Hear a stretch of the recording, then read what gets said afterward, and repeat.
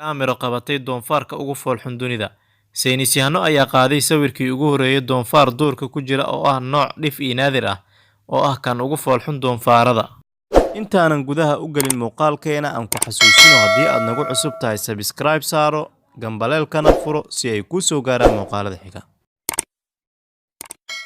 Doonfaarka loo yaqaano doonfaarkii Jaffa ayaa waxaa haysta khatar ka imaanaysa bini'aadamka iyo bay'ada kale uu ku nool yahay oo sii lumaysa, waxayna dadka deegaanka u ololaya rumaysan yihiin inuu dabargo qarka u saaran yahay. Kaamirooyinka geedaha lagu xiray ayaa muujinaya in tiro yar oo doonfaarka uu weli kusii nool yahay kaymaha kala qoqoban ee Jaffa. Saynisyahanada waxay iminka sheegayaan inay ka shaqaynayaan sidii loo dhowri lahaa bay'ada uu xayawaankaasi kusii dabargo'ayo. Sahankan waxaa horkacaya Dr. Johanna oo ka socota beerta xayawaanada ee Chester, oo sheegtay in iyada iyo saaxiibadeed ay ku farxeen inay arkaan doonfaaradaas oo weli ku nool kaymahaas. Daraasadii ugu dambeysay ee laga sameeyay aagga kaymaha joogooda hooseeyo ayay ku beegnayd 2004, waxaana la ogaaday inay aad u yaraatay tirada doonfaaradaas. Waxaan aad ugu walwalsanahay in dhammaantood ama badidoodaba ay dabargo'i doonaan, ayay tiri Dr. Johanna. Inkastoo aysan doonfaaradaas dhogorta badan ahayn kuwa ugu qurxoon xagga sawirada jasiiradda Jaffa, haddana Dr. Johanna waxay sheegaysaa in ay kaalin weyn ka ciyaarayaan dabeecadaha kaynta sida aragadinta iyo baahinta miraha, bacdama ay aad u daaqtagaan dhul aad u baahsan. Jasiiradda Jaffa oo ah tan ugu dadka badan Indonesia waxay kaloo astaan u tahay siday dadku ugu sii durkayaan kayntaas roobku ku baxdo.